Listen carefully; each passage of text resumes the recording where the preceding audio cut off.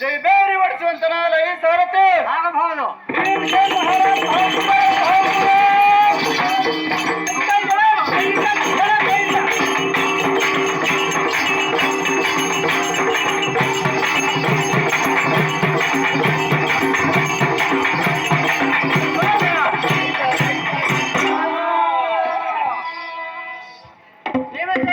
ಎಲ್ಲರಿಗೂ ಸುರವಾಗಿ ಗೊತ್ತಾಗಿ ಸಭಾಮಂದಿಗೆ ಬಂದ ಕಾರ್ಯ ಸ್ವಾಮಿ.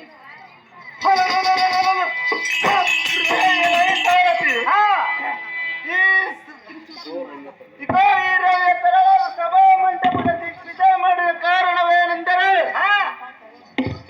ನಮ್ಮ ಅಣ್ಣನಾದ ಧರ್ಮರಾಯನು ಯಾವ ಹೇಳಲ್ಲಿ ಏನು ಆಜ್ಞೆ ಮಾಡುವನು ಆ ಆಜ್ಞೆಗೆ ತಪ್ಪದೆ ನಡೆದುಕೊಂಡು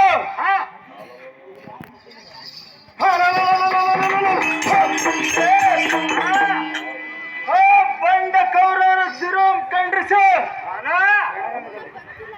ರಣರಂಗದಲ್ಲಿ ಅವರ ತಮ್ಮಂದಿರಾದ 101 ಮಂದಿ ಸಹೋದರರನ್ನೆಲ್ಲ ಈಗ ಈ ಗದಾ ತಂಡಕ್ಕೆ ಈಡು ಮಾಡುವೆ. ಸಾರಥಿ ಹಿಂದಿನ ಯುದ್ಧದಲ್ಲಿ ಶ್ರೀಕೃಷ್ಣನ ಹೋಗ್ಯ ಸಮೇತ ಅಣ್ಣನಾದ ಧರ್ಮರಾಯನಿಂದ ಅಪ್ಪಣೆಯನ್ನು ಪಡೆದುಕೊಂಡು ಸಾರಥಿ ಅಣ್ಣನಾದ ಧರ್ಮರಾಯನಿಂದ ಅಪ್ಪಣೆಯನ್ನು ಪಡೆದುಕೊಂಡು ರಣಾಗ್ರಹವಾಗಿ ಭದ್ರತ ಮಹಾರಾಜರನ್ನು ಯಮ ಸದನಕ್ಕೆ ಸೇರಿಸಬೇಕೆಂದು ಹೊರಣ ಇಟ್ಟುಕೊಂಡೆ ಸಾರಥಿ.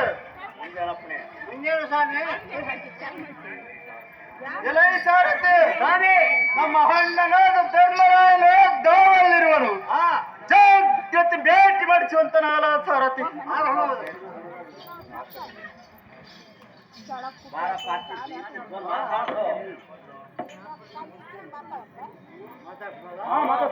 ಹಿಂದಿನ ಪರಾಕ್ರಮ ಈ ಬಂದ ನಾಡಿನಲ್ಲಿ